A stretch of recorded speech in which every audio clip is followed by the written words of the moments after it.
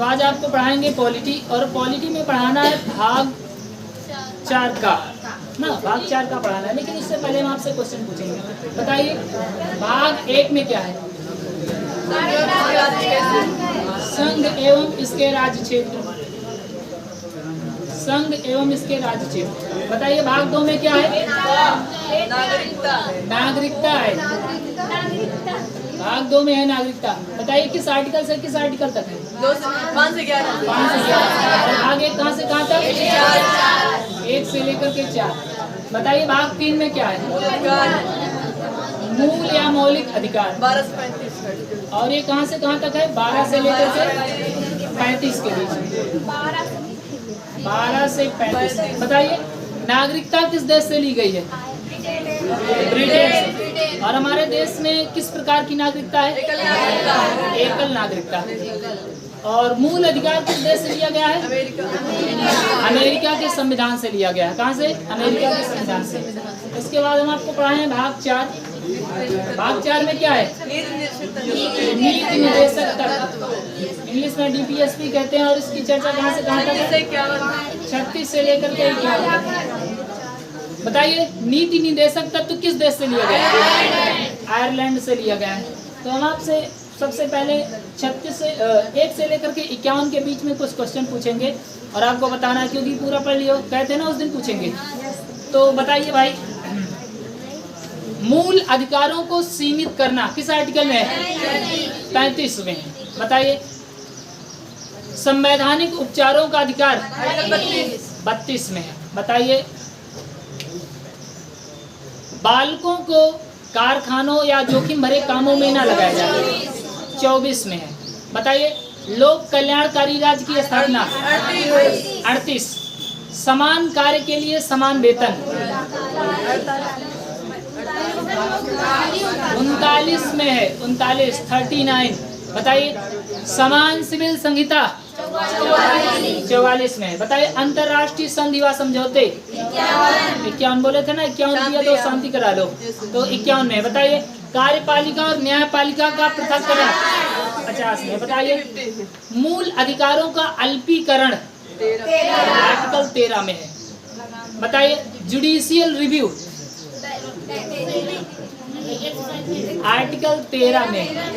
137 में है जुडिशियल रजिस्ट्रिफिकेशन, उसे कहते हैं न्यायिक पुनरावलोकन। और 113 वाले को कहते हैं न्यायिक समीक्षा। बताइए धर्म जाति लिंग वंश जन्म इनके आधार पर भेदभाव 15। बताइए नौकरी में अवसर की समानता 16। बताइए गिरफ्तारी से संरक्षण किस आर्टिकल में है? 22 में।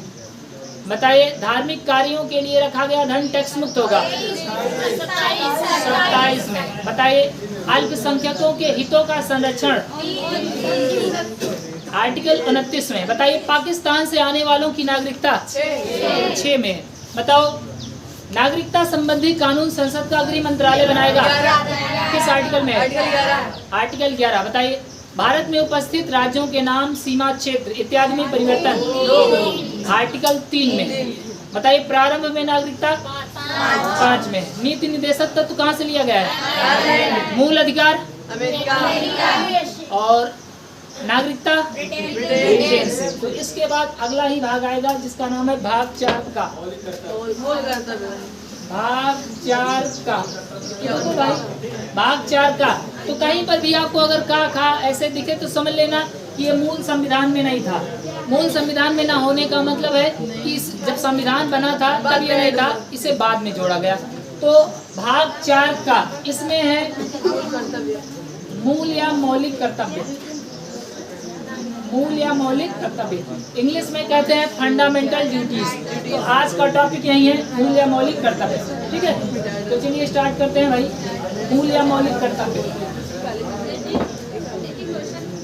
भाग 4 का इसमें क्या है? मूल या मौलिक कर्तव्य इंग्लिश में क्या कहते हैं? बताइए भाई। फंडामेंटल ड्यूटीज मूल या मौलिक कर्तव्य। तो इसका उल्लेख किया गया भाग 4 का में, तो इसको याद कर लेना का से कर्तव्य। ठीक है, अभी तक का से कोई नहीं आया था। जैसे भाग 2 नागरिकता, 3 में बताए थे, 3 में आ की तरह दिखता है तो आ से अधिकार, और 4 में बताए थे नीति बनाने के लिए कम से कम 4 लोगों की जरूरत। इसके बाद इसी में आगे अगला वाला 4 का, तो का से याद कीजिएगा कर्तव्य, मूल या मौलिक कर्तव्य, और इसे लिया गया है रूस के संविधान से। कहाँ से लिया गया है?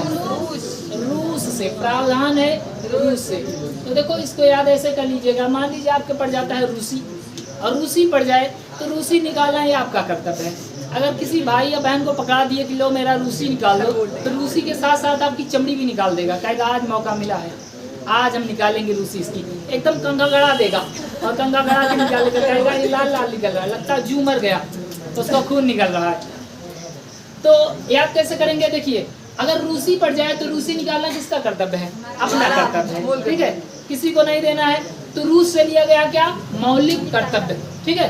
तो कम से कम 2-3 बातों को तो एकदम याद किए रहना है कि किस भाग में है और किस देश से लिया गया है। तो भाग 4 का से कर्तव्य, भाग 4 का में क्या है? मूल या मौलिक कर्तव्य किस देश से लिया गया है? रूस से। तो हम प्रावधान क्यों लिखते हैं? प्रावधान का मतलब हम वहाँ से प्रेरित हो गए हैं, ठीक है, प्रेरित हो गए हैं। और वहाँ अब ऐसा नहीं कह सकते कि वहाँ से हमने ले लिया है, ले लेने का मतलब यह है कि वहाँ पर मौलिक कर्तव्य था, उनका कर्तव्य हमने ले लिया, कहा लाओ तुम्हारा हम ले लेते हैं, तो उनका ले लेंगे, खत्म हो जाएगा कि नहीं? तो मूल या मौलिक कर्तव्य जो है कहाँ से लिया गया है? रूस से लिया गया है। कहाँ से लिया गया है? रूस से, ठीक है। और इसका उल्लेख किस आर्टिकल में है? अनुच्छेद, तो अनुच्छेद 51 का में है। बताइए 51 में क्या था भाई?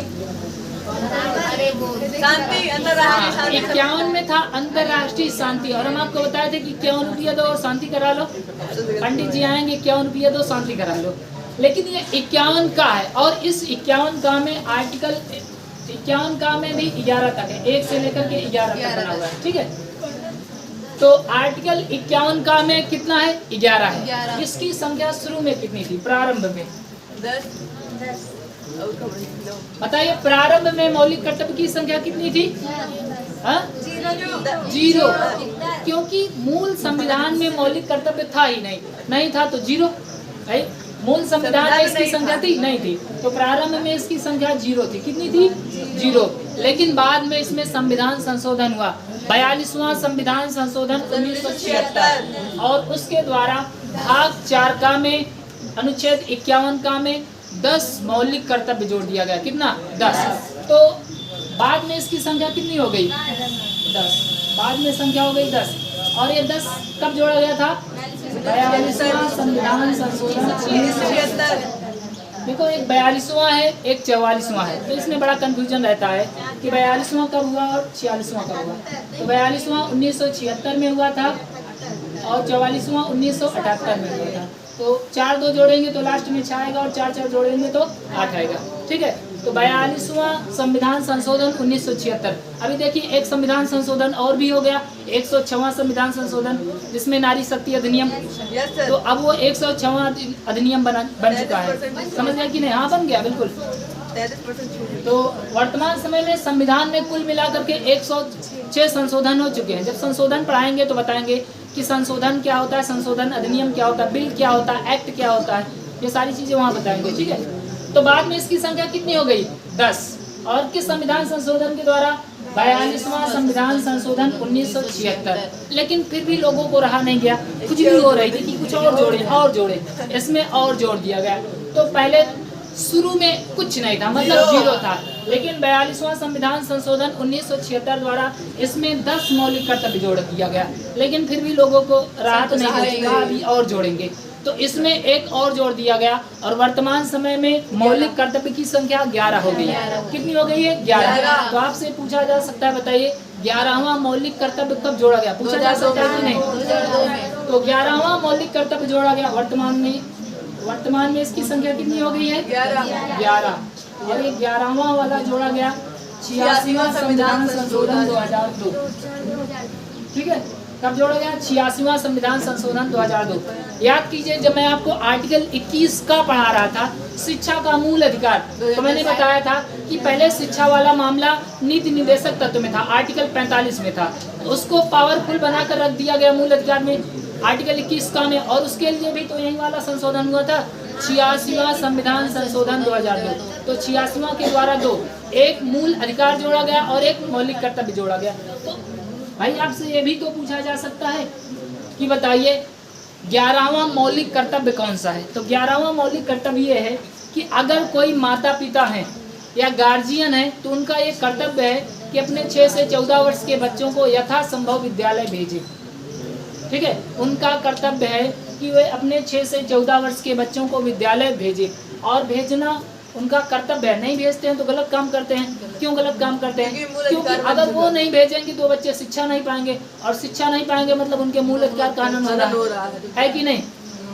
तो 11वां मौलिक कर्तव्य क्या है?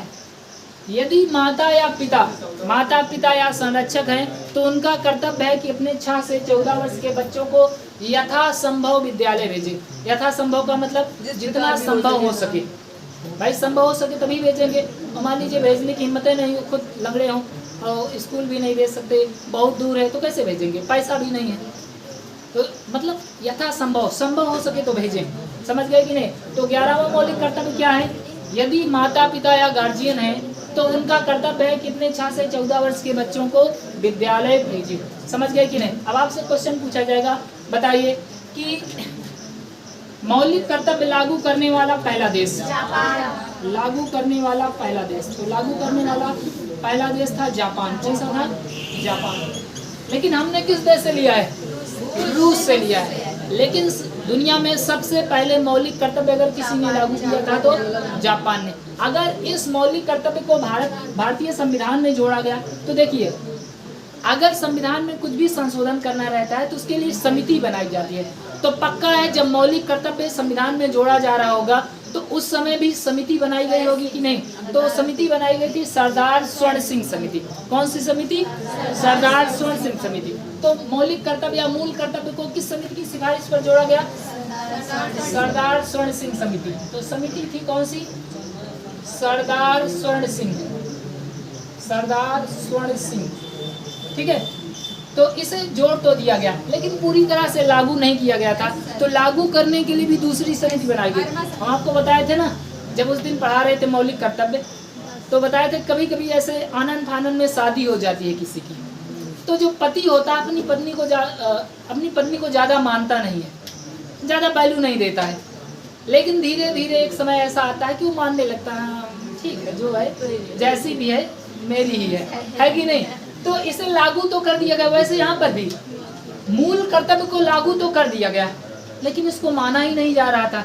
वही बात हुई कि शादी तो हो गई लेकिन पति जो था अपनी पत्नी को वैल्यू नहीं दे रहा था। तुम कौन हो?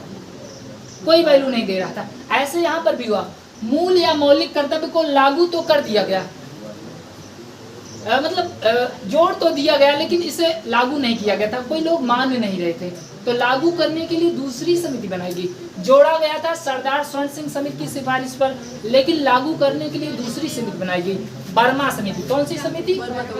बर्मा समिति। समझ गए कि नहीं? तो देखो, अगर आपसे पूछे बताइए मूल या मौलिक कर्तव्य को किस समिति की सिफारिश पर जोड़ा गया? सरदार स्वर्ण सिंह समिति की सिफारिश पर जोड़ा गया था। लेकिन लागू किस समिति की सिफारिश पर किया गया?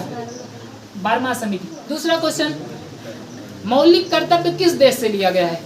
रूस से। लेकिन मौलिक कर्तव्य को लागू करने वाला पहला देश जापान। शुरू में कितने मौलिक कर्तव्य थे?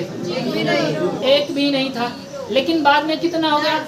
10। लेकिन वर्तमान समय में इसकी संख्या कितनी है? 11। तो जब 10 मौलिक कर्तव्य को जोड़ा गया तो उसके लिए संविधान संशोधन हुआ था ना। कौन सा? 42वां संविधान संशोधन 1976। ठीक है। इसके बाद लेकिन जब 11वां मौलिक कर्तव्य जोड़ा गया तो इसके लिए हुआ 86वां संविधान संशोधन 2002। देखो लगे हाथ पीछे वाला रिवीजन कर लिया करो कि 86वां संविधान संशोधन 2002 के द्वारा 21 का में मौलिक कर्तव्य जोड़ा गया। राइट टू एजुकेशन, शिक्षा का मूल अधिकार बताए थे ना। 21 का में था लेकिन यहाँ पर भी संशोधन किया गया। 51 का में 11वां मौलिक कर्तव्य जोड़ दिया गया। समझ गए कि नहीं इसको? अब एक चीज समझिए, जब मैंने आपको पढ़ाया था नीति निदेशक तत्व, तो मैंने पढ़ाया था कि नीति निदेशक तत्व जो है इसमें सरकार अपने राज्य को अच्छा बनाना चाहेगी, हर तरीके से अच्छा करेगी। कहेगी जानवरों की हत्या मत करो, पोषाहार बढ़ाओ, कल्याणकारी राज्य की स्थापना हो, सब अच्छी अच्छी बातें बोला था ना। लेकिन ये उसका कर्तव्य था। मैंने आपको बताया था कि अगर नीति निदेशक तत्व भाई सरकार के द्वारा लागू किया जाता है तो अच्छी बात है, नहीं किया जाता है तो आप इसके लिए कोर्ट में नहीं जा सकते। वाद योग्य नहीं। मतलब वो न्यायालय में वाद योग्य नहीं था। अब एक चीज समझ लीजिए, जो मैंने आपको नीति निदेशक तत्व पढ़ाया था ना, वो सरकार का कर्तव्य था। सरकार का कर्तव्य है कि वो एक कल्याणकारी राज्य बनाए। सरकार का कर्तव्य है कि समान सिविल संहिता लागू करे। सरकार का कर्तव्य है कि वो दुधारू पशुओं की हत्या पर रोक लगाए। ऐसा बनाया गया था कि नहीं? लेकिन मान लो सरकार ऐसा ना करने को कहे, भाई कोई दिक्कत नहीं, तो नीति निदेशक तत्व किसका कर्तव्य था? सरकार का। लेकिन ये जो मूल या मौलिक कर्तव्य है, नागरिकों का कर्तव्य है, हम लोगों का कर्तव्य है। देश के प्रति हम लोगों का कर्तव्य होता है कि नहीं? जैसे आपके माता पिता ने आपको बड़ा किया, आपको खिलाया पिलाया, आपको शिक्षा दिलाया, ठीक, आप बड़े हो गए, नौकरी पा गए। अब आपका कर्तव्य है कि आप अपने माता पिता को कष्ट ना दें, उनको हर प्रकार की सुख सुविधा दें, ये आपका कर्तव्य है। समझ गए कि नहीं? तो मूल या मौलिक कर्तव्य जनता का कर्तव्य है कि सरकार का कर्तव्य है? जनता का। तो किसका है? जनता का। जनता का देश के प्रति कर्तव्य। समझ गए कि नहीं? तो ये मूल या मौलिक कर्तव्य किसका? आप बताओ। जब मैंने आपको नीति निदेशक तत्व पढ़ाया तो कहा कि वो न्यायालय में वाद योग्य नहीं है, तो क्या ये न्यायालय में वाद योग्य होगा? नहीं होगा।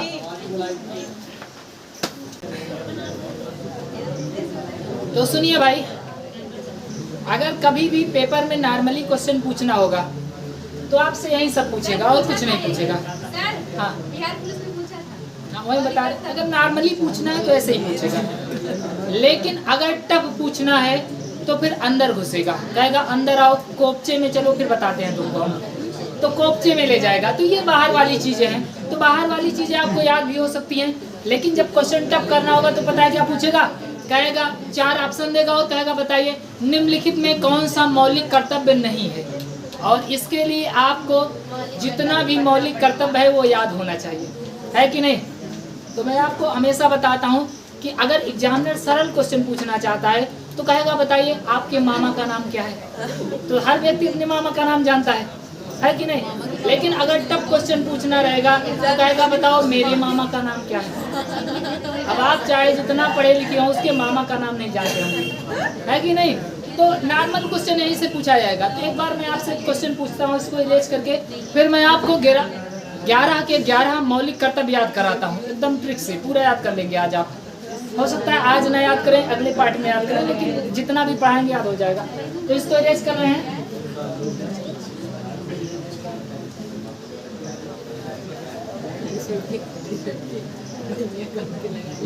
बताइए भाई, मौलिक कर्तव्य किस देश से लिया गया है? रूस से। मौलिक कर्तव्य किस आर्टिकल में है? 51 का में है। वर्तमान समय में मौलिक कर्तव्य की संख्या कितनी है? 11 है। बताइए क्या मौलिक कर्तव्य न्यायालय में वाद योग्य है? नहीं है। लेकिन एक बात याद रखिएगा, भले ही वाद योग्य नहीं है लेकिन संसद कभी भी इसे वाद योग्य बना सकती है। हाँ, मूड पर है, कभी भी वाद योग्य बना सकती है। बताइए सबसे पहले मौलिक कर्तव्य लागू करने वाला देश? जापान। बताइए किस समिति की सिफारिश पर भारतीय संविधान में 10 मौलिक कर्तव्य को जोड़ा गया? सरदार स्वर्ण सिंह। और कौन सा संविधान संशोधन था? 42वां संविधान संशोधन 1976। बताइए 11वां मौलिक कर्तव्य क्या है? सचिव यथासंभव अपने 6 से 14 वर्ष के बच्चों को विद्यालय में 6 से 14 वर्ष के बच्चों को माता पिता या गार्जियन है तो यथासंभव विद्यालय भेजें। बताइए 11वां मौलिक कर्तव्य किस संविधान संशोधन द्वारा लागू किया? 86वां संविधान संशोधन 2002। अच्छा बताइए 86वां संविधान संशोधन 2 द्वारा एक मूल अधिकार भी जोड़ा गया था ना, 21 का शिक्षा का मूल अधिकार। बताइए मूल अधिकार को किस देश से लिया गया है? अमेरिका से। और मौलिक कर्तव्य को रूस से। मौलिक कर्तव्य किस भाग में है? 4 का में। बताइए जब हमारा संविधान बनकर के तैयार हुआ था, संविधान लागू कर दिया गया, तो उस समय भारतीय संविधान में कितने मौलिक कर्तव्य थे? 0, मतलब एक भी नहीं था। लेकिन वर्तमान समय में कितना है? 11 है। बताइए मौलिक कर्तव्य को लागू करने वाली समिति? वर्मा कमेटी। वर्मा कमेटी या वर्मा समिति, समझ गए ना। अब आपको बताते हैं कि कौन कौन से मूल या मौलिक अधिकार मूल या मौलिक कर्तव्य हैं जो संविधान में लिखे गए हैं। तो लिखना शुरू कीजिए भाई। नंबर फर्स्ट, पहला, तो पहला कहता है कि भारत के सभी नागरिकों का कर्तव्य है कि वो संविधान का पालन करें। ठीक, संविधान का पालन करें, उसके आदर्शों, संस्थाओं, राष्ट्रगान, राष्ट्रध्वज, इन सभी का सम्मान करें। तो पहला मौलिक कर्तव्य यही कहता है कि आप संविधान का पालन करें, मतलब आप संविधान को माने। क्या करें? संविधान को माने। अब बताओ कोई संविधान को ना माने तो? मैंने तो आपको बताया था कि मौलिक कर्तव्य न्यायालय में वाद योग्य ही नहीं है। तो ये क्या हो गया भाई? इसके लिए आपको जानना पड़ेगा कुछ। देखिए, वास्तव में मौलिक कर्तव्य न्यायालय में वाद योग्य नहीं है, लेकिन 4 ऐसे मौलिक कर्तव्य हैं जो न्यायालय में वाद योग्य है। 4 मौलिक कर्तव्य अगर आप उसका पालन नहीं करते हैं, इसका मतलब है कि आपको न्यायपालिका में घसीट लिया जाएगा। 4 मौलिक कर्तव्य, उसमें से पहला ही है। पहला कहता है कि संविधान का पालन करें। बताओ, भारत में रह रहे हो तो संविधान का पालन करोगे कि नहीं? भाई बिल्कुल करना पड़ेगा। कोई कहे कि हम भारतीय संविधान को नहीं मानते हैं, तो मार मार के लाटा कर दिए जाएंगे, है कि नहीं? तो इसका मतलब यह है कि पहला वाला मौलिक कर्तव्य न्यायालय में वाद योग्य है। संसद ने इसके लिए कानून बना दिया है। अगर आप राष्ट्रगान का सम्मान नहीं करते हैं, राष्ट्रध्वज को ऐसे पैर से कुचल देते हैं, तो जान लीजिए आपको भी कुचल दिया जाएगा। समझ गए कि नहीं? तो पहला वाला मौलिक कर्तव्य न्यायालय में वाद योग्य है, आपको मानना पड़ेगा। आप कोई कहे कि हम संविधान ही नहीं मानेंगे, तो संविधान बनाया क्या लिए गया? फालतू में बनाया गया है। तो पहला वाला मौलिक कर्तव्य क्या है? न्यायालय में वाद योग्य है। समझ गए कि नहीं? उसके बाद 7वां, अब 7वां क्या कहता है? 7वां कहता है कि आप प्राकृतिक पर्यावरण को बनाए रखें। जैसे सड़क के किनारे किनारे पेड़ लगाया गया होता है ना, तो मान लीजिए आप पेड़ ना लगा सके, लेकिन काटियो तो मत कम से कम। और काटते मिल गए वन रक्षक वालों को, तो फिर उठा ले जाएंगे और उठा ले जाकर के करेंगे वहाँ पर। तो 7वां वाला मौलिक कर्तव्य भी न्यायालय में वाद योग्य है। मान लीजिए कि आप प्राकृतिक को पर्यावरण मतलब प्रकृति को अच्छा नहीं बना सकते हैं, कम से कम बिगाड़िए तो मत, है कि नहीं? उसके बाद 9वां मौलिक कर्तव्य, 9वां कहता है कि सार्वजनिक संपत्ति की सुरक्षा करें। सार्वजनिक संपत्ति का मतलब है कि सरकारी चीजों की सुरक्षा करें। जैसे मान लीजिए रेलवे लाइन बिछाई गई है और आपको लोहा की जरूरत है, हम जलेबी निकालेंगे। जलेबी जानते हैं? उसमें जो ऐसे बना होता है ना, ऐसे, उसे जलेबी कहते हैं। क्या कहते हैं? जलेबी कहते हैं। अगर आप उसकी जलेबी को उठा लिए तो जान लीजिए फिर आप गड़बड़। इसको तो अगर आप बेचना चाहेंगे, जो कबाड़ी होते हैं वो लेंगे। मान लीजिए किसी को लोहे बहुत ज्यादा जरूरत है, कहकर इतने वहाँ से वहाँ तक ट्रेन की पटरी काट लो, तो आप सार्वजनिक संपत्ति का नुकसान कर रहे हैं कि नहीं? तो सार्वजनिक संपत्ति की सुरक्षा करनी चाहिए, नुकसान नहीं करना है। ठीक है। उसके बाद 11वां, तो ये 4 मौलिक कर्तव्य जो हैं ये न्यायालय में वाद योग्य हैं। बाकी जो बचे हुए हैं वो न्यायालय में वाद योग्य नहीं है। जैसे कहा गया है कि आप थोड़ा वैज्ञानिक टाइप के होइए। अब बताइए, कोई वैज्ञानिक टाइप का नहीं होगा तो क्या करेंगे? उसको गिरफ्तार करवा देंगे?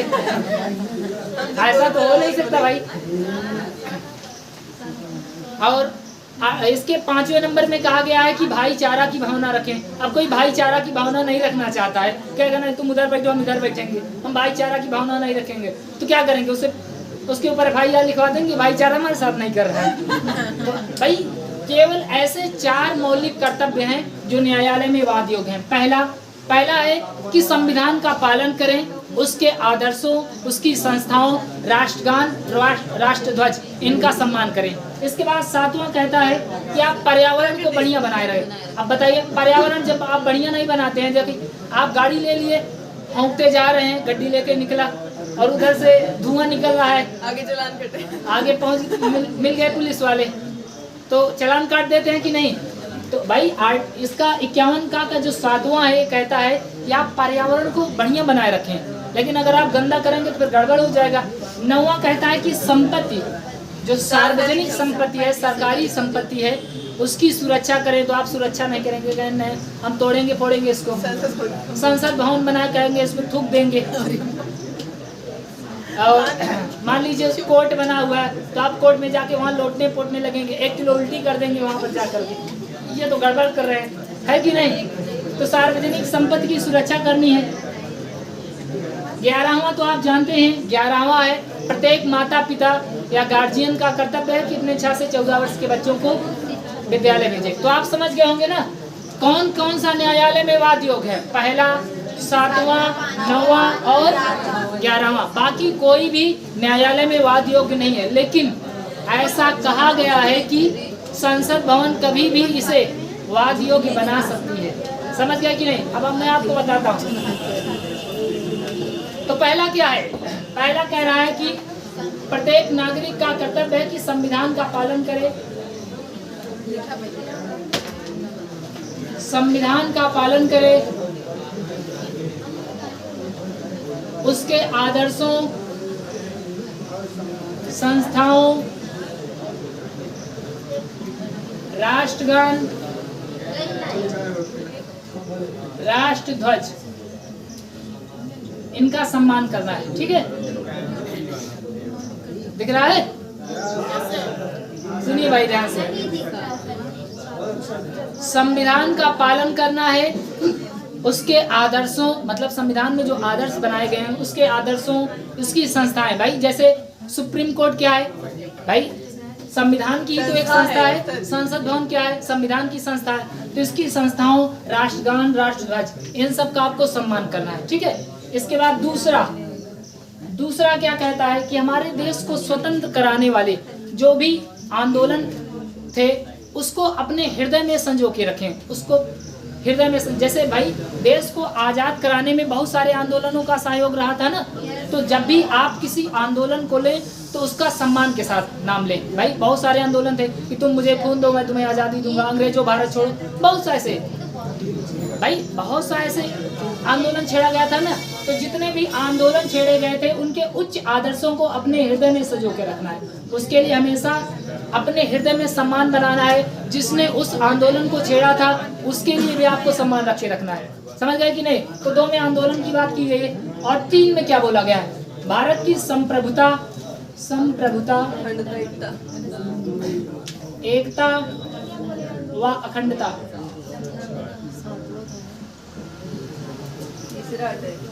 तीसरे में बोला गया भारत की एकता, अखंडता व संप्रभुता की रक्षा करें।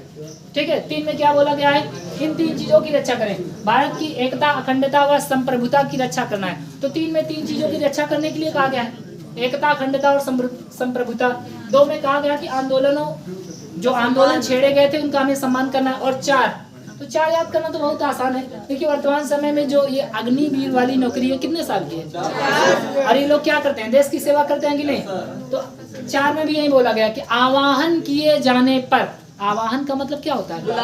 बुलावा। जैसे आवाहन किए जाने पर देश की सेवा करें। क्या किए जाने पर? आवाहन किए जाने पर। याद कैसे करेंगे? आवाहन किए जाने पर 4 साल सेवा करें, अग्निवीर बन जाएं। आवाहन किए जाने पर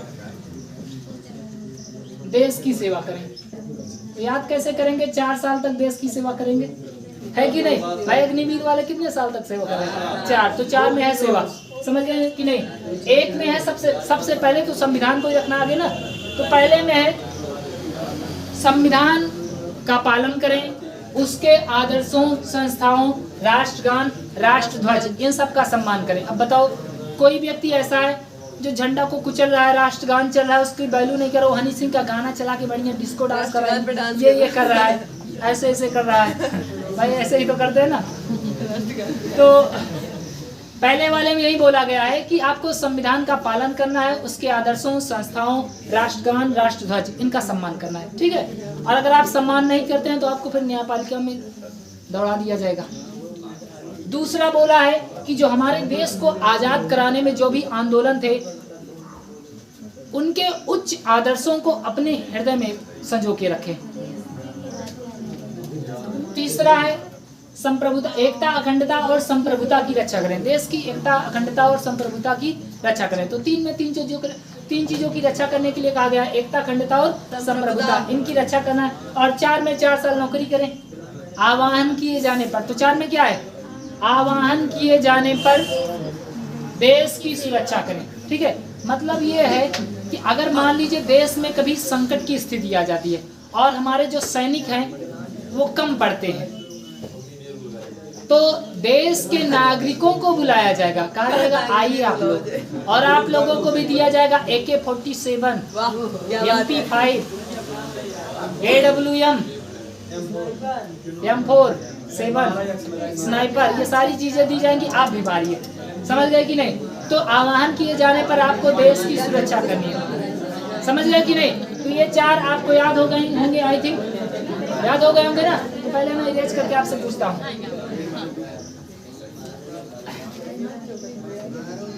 तो थोड़ा पहले भुलवा दूं, नहीं तो अभी याद किया ना।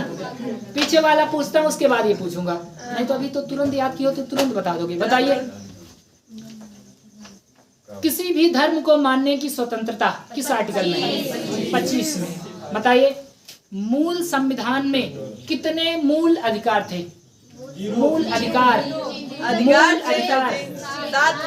7। वर्तमान समय में कितने मूल अधिकार हैं? 6। बताइए कौन सा मूल अधिकार हटा दिया गया? संपत्ति का मूल अधिकार, और हटा के क्या बना दिया गया है?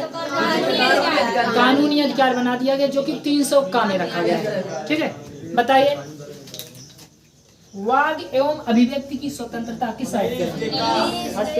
प्रेस की स्वतंत्रता किसमें? 19 के ए या फर्स्ट में। बताइए, निजता या गोपनीयता का अधिकार किस आर्टिकल में है? किसमें? 21 में। बताइए, मानव का दुर्व्यापार बलात्सरम किसमें है? आर्टिकल 23 में। बताइए, पाकिस्तान जो गया भारत से, उसके बाद फिर से वापस आया, आर्टिकल 7 के तहत उसे नागरिकता दी जाएगी। बताइए, कोई ऐसा व्यक्ति जो विदेश में जाके नागरिकता ग्रहण कर लेता है, उसकी नागरिकता आर्टिकल 9 के तहत हो जाएगी। क्वेश्चन पूछने दिया करो, क्वेश्चन।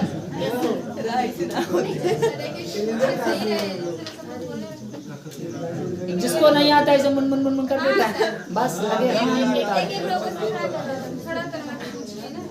बताइए भाई,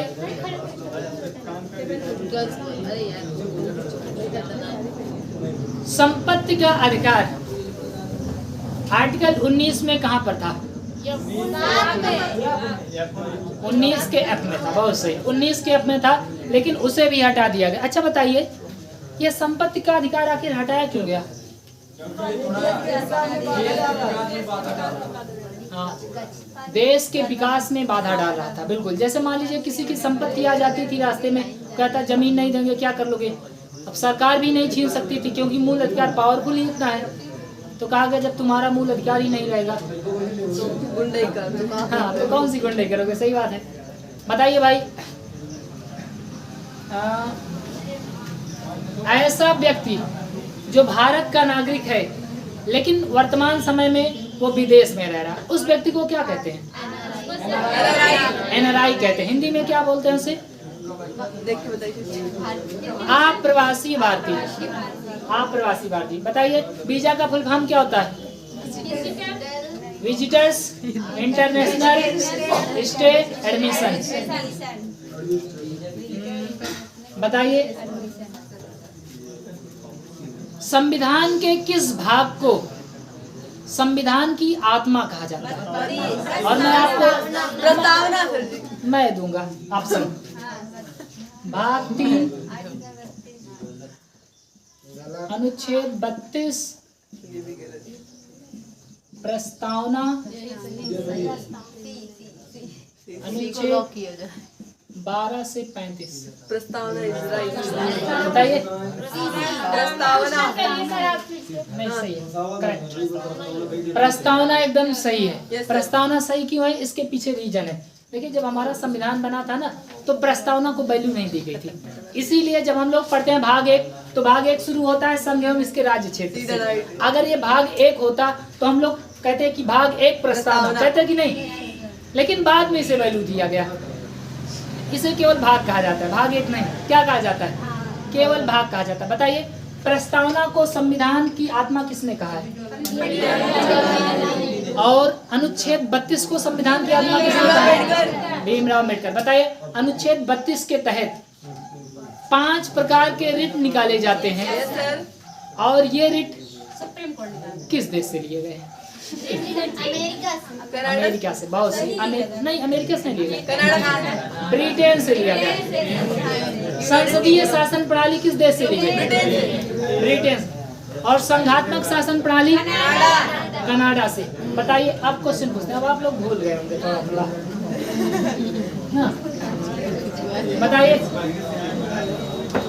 मौलिक कर्तव्यों को किस समिति की सिफारिश पर लागू किया गया? बर्मा समिति। बताइए वर्तमान समय में कितने मौलिक कर्तव्य हैं? 11। 11वां मौलिक कर्तव्य कौन सा है? 6 से 14 वर्ष के बच्चों को यथासंभव विद्यालय भेजें। प्रत्येक माता पिता का कर्तव्य है कि अपने 6 से 14 वर्ष के बच्चों को यथासंभव विद्यालय भेजें। समझ गए कि नहीं? आप बताइए आर्टिकल 51 कोई देखेगा नहीं अपनी कॉपी में? 51 का के फर्स्ट, सेकेंड, थर्ड और फोर्थ। बताइए 4 में क्या है? आह्वान किए जाने पर देश की सेवा करें। तो बताएं 4 साल तक सेवा करना है ना? आह्वान किए जाने पर सेवा करें। बताइए 51 का के फर्स्ट, सेकेंड, थर्ड, फोर्थ में किसमें कहा गया है कि संविधान का पालन करें, उसके आदर्शों इसमें है। तो संविधान सबसे पहले संविधान की बात ही होगी। बताइए किसमें कहा गया है कि देश की एकता, अखंडता और संप्रभुता की रक्षा करें? 3 में। 3 चीजों की रक्षा करने के लिए 3 में कहा गया है। समझ गए कि नहीं? और 2 में क्या कहा गया है? आंदोलन वाली बात। अब आप लोग बताइए क्या मौलिक कर्तव्य न्यायालय में वाद योग्य है? लेकिन मुझे बोलने दो। लेकिन मौलिक कर्तव्य को कभी भी वाद योग्य बनाया जा सकता है जैसा कि बनाया गया है। कितने मौलिक कर्तव्यों को न्यायालय में वाद योग्य बनाया गया? 4। कौन कौन से? 1, 7, 9, 11। 1 में क्या है बता ही दिए हैं, संविधान का पालन करें, उसके आदर्शों, संस्थाओं, राष्ट्रगान, राष्ट्रध्वज का सम्मान करें। और 7 में क्या है? 7 में पर्यावरण की सुरक्षा करना। तो देखो 7 को याद कैसे करेंगे? याद कर लीजिए, हमें पर्यावरण की सुरक्षा 7 के 7 दिन करना है। 7 दिन क्या करना है? पर्यावरण की सुरक्षा। 7 में याद कर लीजिए कि 7 दिन हमें क्या करना है? पर्यावरण की सुरक्षा करनी। अच्छा बताइए, आपसे इसी से मिलता जुलता क्वेश्चन पूछ रहे हैं। बताइए जो हमारे भारत में मोन्यूमेंट्स बने हुए हैं, मोन्यूमेंट्स समझते हैं? जो प्राचीन इमारतें बनी हुई हैं, जैसे ताजमहल हो गया, लाल किला हो गया, इंडिया गेट, इसकी सुरक्षा करनी है। ये किस आर्टिकल में? आर्टिकल 49 में। सरकार का कर्तव्य है राष्ट्रीय स्मारकों की सुरक्षा करें। तो देखो ये और वो मिलता है, ये पर्यावरण से संबंधित है और वो वाला राष्ट्रीय स्मारकों की सुरक्षा है। तो 7 को याद कैसे करेंगे? हमें सप्ताह के 7 दिन पर्यावरण की सुरक्षा करनी है। उसके बाद 9 से याद कीजिए नौकरी। अगर नौकरी प्राप्त कर लिए तो सब कुछ हो गया सरकारी, और सरकारी चीजों की हमें क्या करनी है? सुरक्षा। अब सरकारी को हम कहते हैं, भाई संविधान की भाषा थोड़ी टिपिकल होती है तो उसे सरकारी नहीं बोलते, उसे सार्वजनिक बोलते हैं। तो सार्वजनिक संपत्ति की सुरक्षा करना किस आर्टिकल में? 51 का के 9 में। ठीक है, उसके बाद 11 वाला तो आप जानते हैं। तो आपको कितना याद हो गया? ध्यान से सुनिए, पहला, दूसरा, तीसरा, चौथा, 7वां, 9वां और 11वां। कितना? 1, 2, 3, 4, 5, 6, 7 तो याद हो गया। बस 4 याद करना, खत्म हो जाएगा। तो इसको बताएंगे कल ताकि फिर से रिवीजन हो जाए, क्योंकि एक दिन पढ़ा देंगे तो हो सकता है भूल जाए। कल आपसे पूछेंगे, कल पूरा पढ़े रहिए, पूरा मौलिक कर्तव्य और साथ में 1 से लेकर के जो पढ़ाए। समझ गए कि नहीं? तब तक के लिए जय हिंद, जय भारत।